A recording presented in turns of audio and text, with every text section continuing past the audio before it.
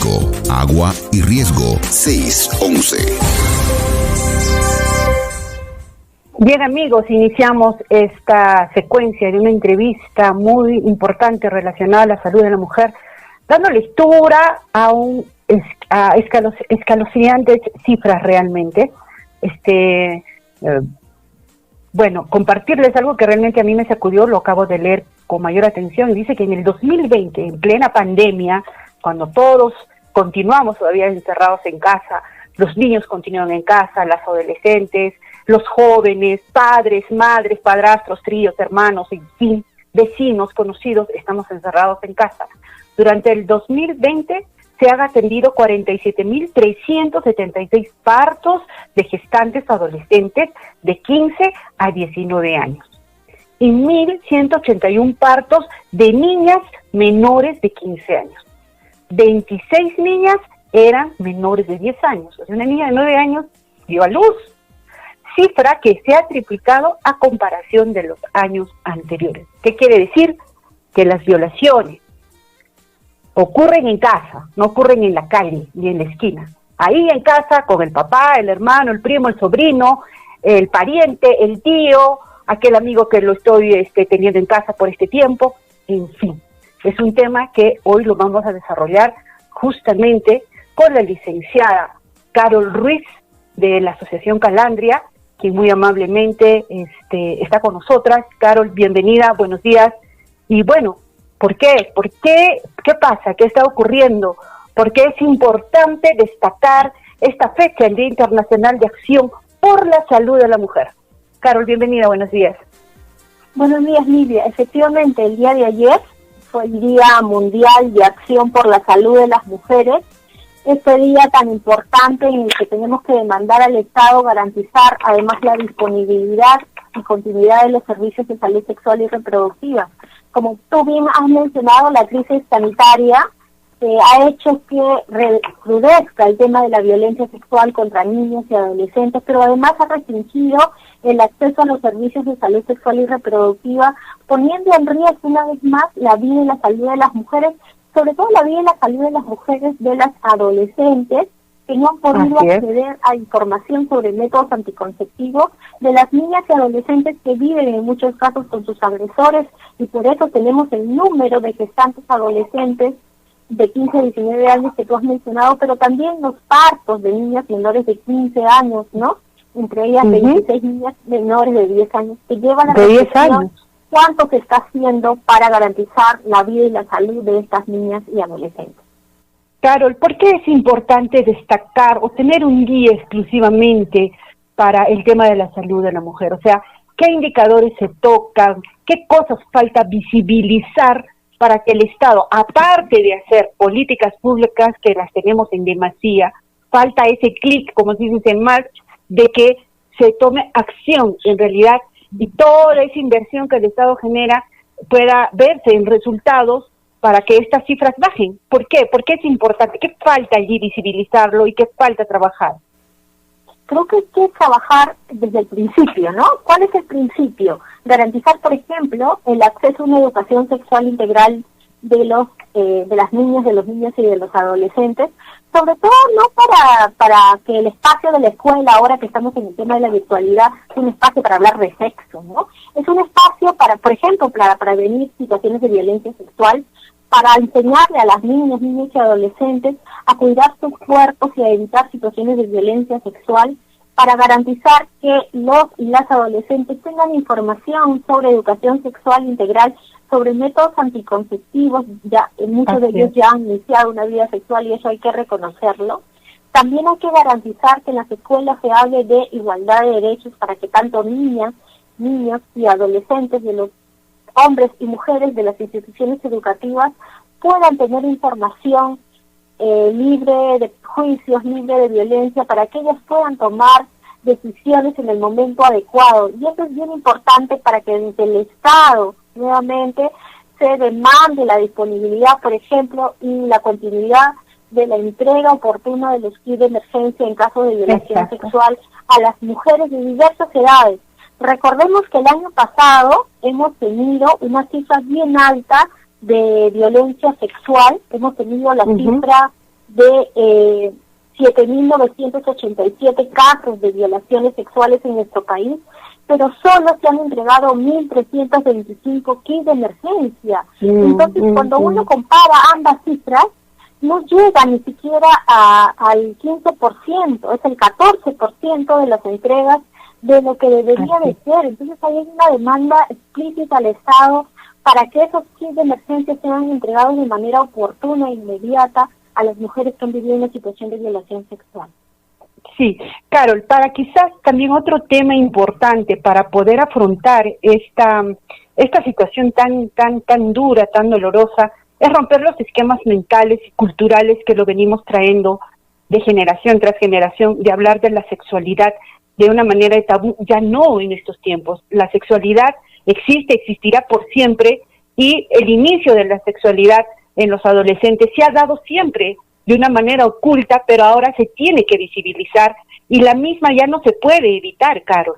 Por lo tanto, hay una labor del Estado y de los padres, ¿no?, de saber orientar a los niños, a los adolescentes, a los y las jóvenes, en el sentido de tener una vida sexual responsable en primer lugar, ¿no es cierto? Porque muchos adolescentes ya tienen una vida sexual activa, eso es inevitable, ¿no? Pero tienen que ser adecuadamente orientados para que esa vida sexual sea responsable, sea adecuada, si se quiere decir, la más saludable. Estamos rompiendo esquemas quizás con lo que estoy diciendo, no lo sé, uno en primera instancia y otro en segunda instancia. Es también romper aquel esquema que si le hablo de sexualidad, de las partes íntimas del cuerpo del ser humano, le rompo la inocencia a mi niño. No, pienso que allí el tema tiene que cambiar, porque muchas veces no se empodera al niño o a la niña, viene un adulto, le toca las partes íntimas, las partes tan de una misma, ¿no es cierto?, y no sabe decir no, solamente se enfrasca en el miedo. Entonces, creo que por ahí también empieza el tema de cambiar y de tratar el tema de los derechos sexuales reproductivos y de la vida sexual, lógicamente.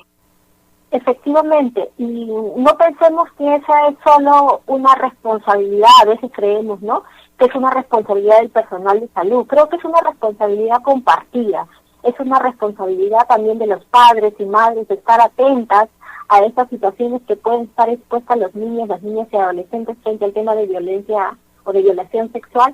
Es una responsabilidad también de los docentes y de los tutores garantizar que esa información llegue de manera oportuna a las y los adolescentes, por ejemplo, que ya han iniciado o podrían estar iniciando su vida sexual. Es una responsabilidad también de las autoridades, del Estado, en todos sus niveles, pero también es una responsabilidad, creo yo, de los medios de comunicación, así como tú, Lidia, que tienen estos espacios para hablar de estos temas, que creo que es un trabajo conjunto que debemos hacer Estado y sociedad civil. Así es, efectivamente. Quería remarcar, durante el tiempo de pandemia, ¿qué servicios prácticamente se han abandonado? Aquellos servicios que se brindaban a las mujeres, a las adolescentes, no han sido adecuadamente atendidos en la pandemia. ¿Cuáles han sido esos indicadores que se han movido? Efectivamente, uno de los grandes problemas que hemos tenido durante la pandemia es que se han restringido el acceso a los servicios.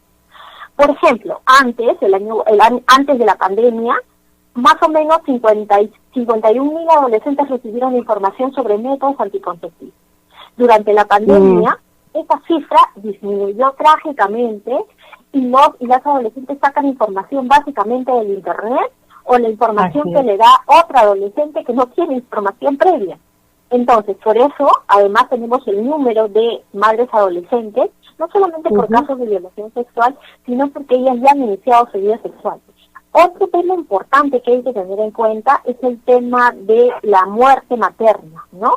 En el 2020 se registraron 429 muertes maternas a nivel nacional y ese aumentó un 30% en comparación al 2019, donde solo hubieron 302 muertes maternas a nivel nacional. Es importante precisar, por ejemplo, que en el caso de Cusco hubieron 21 muertes maternas en este periodo. Entonces, ¿qué estamos haciendo para esa situación? Y también el tema del control del embarazo para las madres, ¿no? Muchas mujeres embarazadas han visto restringido el acceso a esos servicios durante el control prenatal y también la atención posterior de las porteras en el caso de la atención la atención del niño sano, ¿no? Que es bien importante tenerlo en cuenta, además del tema del kit de emergencia que se ha visto bastante restringido, y el tema de la atención a las madres adolescentes que también se han visto bastante restringidos durante el tema de la crisis sanitaria, la pandemia. Así es. Carol, buenos días. Te habla tu colega Sara. Sabemos que la Organización Mundial de la Salud, en cuanto a las medidas de salud para la sociedad actual, las mujeres, las niñas, deben estar protegidas, ya que son y representan a la población vulnerable. ¿De qué manera de repente las políticas de gobierno del Estado del Perú tienen vinculadas, por ejemplo, sus políticas de protección hacia las niñas, ¿no? Menores, estamos viendo el caso de niñas de 15 años, de 10 años, que están saliendo embarazadas, ¿no? ¿De qué manera? Yo pienso que de repente a través de estos órganos de DEMUNA les pueden hacer los seguimientos a estos casos, pero se ve mucho, por ejemplo, en nuestra región del Cusco, que estos organismos o estas oficinas de repente de los gobiernos locales no le hacen el debido tratamiento o el debido reglaje o seguimiento a estos casos, ¿no? Que se dan de niñas embarazadas en provincias altas. Efectivamente, uno de los grandes ausentes en este tema de la pandemia también ha sido cómo las direcciones regionales de salud, por ejemplo, del Cusco y de las diferentes regiones, vienen impulsando procesos que incluyan la atención de las y los adolescentes, ¿no? Se supone que nuestro país debería tener centros diferenciados de atención a adolescentes que garanticen que ellos tengan información sobre acceso a métodos anticonceptivos, que ellos tengan información sobre prevención de la violencia en todas sus formas, sobre todo la violencia sexual, que ellos tengan información sobre enfermedades de transmisión sexual, VIH y SIDA, que ellos tengan información sobre sexualidad libre de prejuicio. Lamentablemente la pandemia nos ha enrostrado una vez más cómo es necesario para priorizar el tema de la salud sexual y reproductiva de las y los adolescentes, pero sobre todo hay que tener en cuenta que existen mayores riesgos para las mujeres jóvenes, para las niñas y para las adolescentes que viven en contextos frágiles o que son afectados por el tema de la pandemia, pero sobre todo que tienen carencias en el acceso a los servicios, ¿no? Yo me imagino que muchas adolescentes rurales del Cusco, de las provincias altas, han estado con menos información de las que estaban antes, que era casi nula, y entonces eso ha llevado a que ellos tomen malas decisiones o que se vean enfrentadas a situaciones de violación sexual de parte del círculo más cercano, que pueden ser sus padres, sus tíos, el abuelo, el hermano mayor, el primo o otra persona de la comunidad. Así es, efectivamente. Bien, Sarita, Carito, también conversar lo siguiente. Cuando hablamos de salud sexual reproductiva de la mujer, no solamente nos referimos a un tema de la etapa de la gestación o de una atención cuando está embarazada, ¿no? La atención que tiene que recibir en los establecimientos de salud, sino va más allá también de aquella parte, de aquel momento de gestación de la mamá. Va antes, va después, va como mujer misma, va como adolescente misma, como joven, que no necesariamente tiene un tema de embarazo, sino que es mujer y como mujer requiere también unas atenciones, diferenciadas, que es necesario que también se considere y se priorice. ¿Qué otros temas está dentro del marco de este tema de la salud de la mujer? Que es necesario visibilizar. Sí, hay que visibilizar también el tema de los abortos en nuestro país, ¿no? Por ejemplo, Lima ha tenido más de 24.000 partos durante el 2020, y de los cuales 1.300 aproximadamente han sido de adolescentes entre los 12 y 17 años, y han habido 4 interrupciones en niñas menores de 11 años. Esta cifra es importante tenerla en cuenta porque seguramente no ha habido control prenatal que ha llevado a que ellas tengan esas pérdidas, ¿no? Y también es importante que pongamos en evidencia, por ejemplo, que en la Dirección Regional de Salud de todo el país tiene que tener datos desagregados por sexo o por género para que ellos puedan tomar buenas decisiones, porque En otras epidemias y en otros procesos como estos, ¿no? Del COVID, no tener datos desagregados también muestra cómo es la intervención del Estado y para garantizar soluciones basadas en evidencias que están respaldadas por datos de calidad, ¿no? También es importante que las mujeres tengan mucho más acceso a la tecnología y a información libre de prejuicio, así como también reforzar estas medidas para asegurar que las políticas que establezcan los gobiernos regionales se implementen en todas partes, en toda la región, teniendo en cuenta también las dificultades geográficas que tiene nuestro país y que tienen las regiones donde las mujeres, sobre todo en las zonas altoandinas, las mujeres rurales, las mujeres pobres, son las que se ven más afectadas de estas carencias, ¿no? Otro tema importante, compañeras, tiene que ver con no solo las muertes maternas, sino también el número de niñas y adolescentes embarazadas que han registrado muertes maternas, ¿no?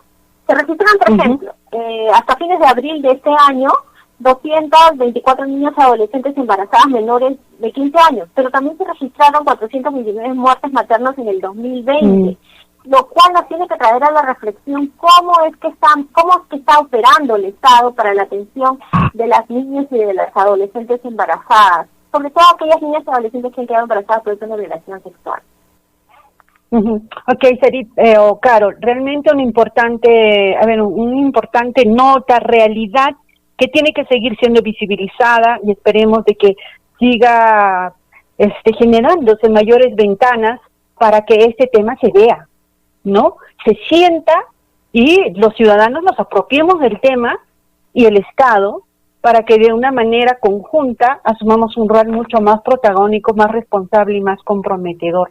Te agradecemos bastante por la información brindada y seguramente estaremos tratando de mayores temas similares. Por ejemplo, a mí me gustaría saber, en algún momento hablaremos de los LGTB, que también tienen su realidad, que también es una población vulnerable, que también tienen sus problemas, pero que no se escucha y que no se ve, ¿no? Sería un tema muy importante en algún momento poderlo conversar. Muchas gracias, Caro, por estar con nosotras, te agradecemos bastante y tendremos la oportunidad de seguir dialogando. Muchísimas gracias a ustedes por la oportunidad, recordarles a los amigos y amigas del Cusco que prestemos mucha atención a estos señales de riesgo donde las y los adolescentes puedan sentirse vulnerados en sus derechos, pero sobre todo garanticemos una vida libre de violencia para las niñas y las adolescentes. Un abrazo, muchas gracias. Un abrazo, gracias.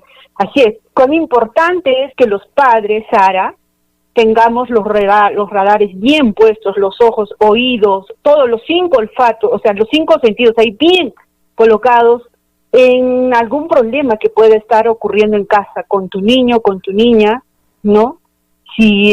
Para ver qué es lo que está ocurriendo allí. Entonces, los primeros en poder detectar una situación somos nosotros los padres, los que están encargados de cuidar al niño, a la niña, al joven, al adolescente, para poderle brindar la atención adecuada y hacerlos, todas las acciones correspondientes en caso, por ejemplo, se vea un cuadro de violación. Es un tema realmente muy triste, pero triste, la cifra es muy alarmante también, pero que se tiene que enfrentar, así como la crueldad que se da con una violación, con esa misma fuerza se tiene que responder a este tema, Sarita.